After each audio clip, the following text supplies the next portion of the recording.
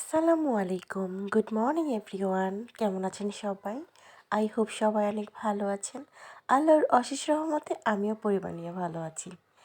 দেখেন সবাই, সকালবেলায় জলপাইগুলো আমি হাফ সিদ্ধ করে নিয়েছি। এখন আমি অল্প একটু লবণ আর মরিচের গুঁড়া দিয়ে ছাদে আসছি রোদে দিতে। আচার বানাবো।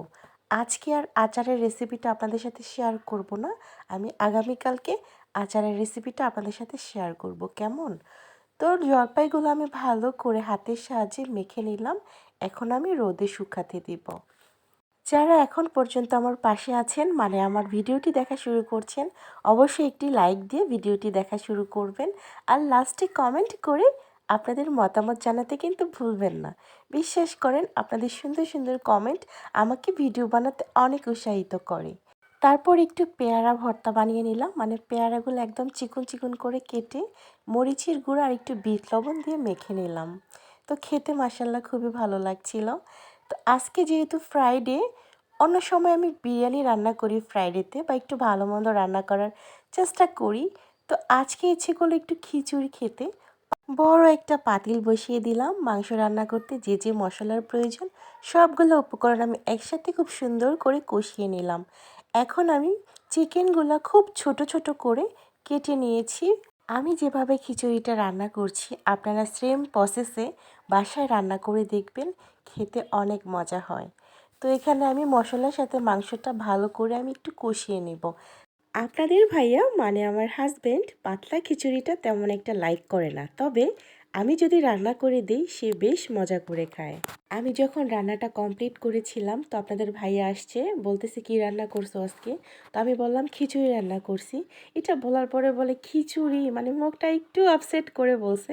তারপর আমি বললাম যে তুমি খেয়ে দেখো কেমন হয়েছে, তারপর বাকি কমেন্টসটা করো। তারপর খাওয়ার পরে সে বলতেছে মাশাআল্লাহ খিচুড়িটা অনেক বেশি মজা হয়েছিল।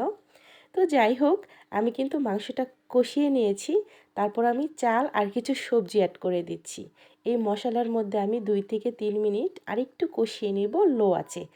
খেয়াল রাখতে হবে নিচে দিয়ে যাতে লেগে না যায় বা পুড়ে না যায়, তাহলে কিন্তু রান্নার টেস্টটাই চলে যাবে। যে কোনো রান্নার ক্ষেত্রে নিচে দিয়ে যদি একটু লেগে যায়, পুড়ে যায়, রান্নার কালারটাও নষ্ট হয়, খেতেও ভালো লাগে না।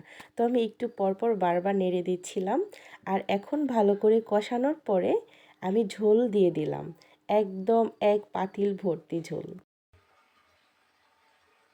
এরই মাঝে কিন্তু আমার খিচুড়িতে বলক চলে এসেছে। দেখেই মনে হচ্ছে অনেকটাই লোভনীয় হবে, কারণ আমার হাতের এই পাতলা খিচুড়ি আমাদের ফ্যামিলিতে সবাই অনেক বেশি পছন্দ করে। খিচুড়িটা কিন্তু প্রায় কমপ্লিট হয়ে গেছে। এখন যেহেতু ধনিয়া পাতা বের হয়ে গেছে, খিচুড়িতে কি ধনিয়া পাতা না দিলে হয়? তো উপর দিয়ে আমি ধনিয়া পাতাগুলো দিয়ে দিলাম আর কিছু কাঁচামরিচ অ্যাড করে দিলাম। এখন কিন্তু রান্নার শেষ পর্যায়ে। এখন কি আছে বলেন তো বাকি? এখন আছে খাঁটি গাওয়া ঘি, যেটা না দিলেই না। এটা দিলে কি সুন্দর যে একটা স্মেল আসে, বলার মতো না। তো আমি 2 চামচ খাঁটি গাওয়া ঘি দিয়ে দিলাম। এই ঘিটা আমি নিজের হাতে বাসায় বানিয়েছি। আপনারা যদি দেখতে চান আমি কিভাবে ঘি বানিয়েছি বাসায়, সেই প্রসেসটা আপনাদের সাথে অন্য কোনো ভিডিওতে শেয়ার করব, কেমন? তো এখানে আমি ঘি দেওয়ার পরে খিচুড়িটা আরও ভালো করে নেড়ে দিচ্ছি। আমার খিচুড়িটা কিন্তু খাওয়ার জন্য একদম রেডি। মাশাআল্লাহ, কি সুন্দর একটা স্মেল আসতেছিল। আমার তো আর তর্স হচ্ছে না কখন আমি খিচুড়িটা খাবো। তো ওয়েট করছি আপনাদের ভাইয়ার জন্য, দেখি কখন আসে, তারপর একসাথে দুজনে বসে খাবো। আর আমার কাছে একা একা খাবার একদম ভালো লাগে না। তো এরই মাঝে কাজের আন্টিটাও চলে আসছে কাপড় ধুতে, আর ওনার কাপড় ধোয়া হলে আমি ছাদে নেড়ে দিব।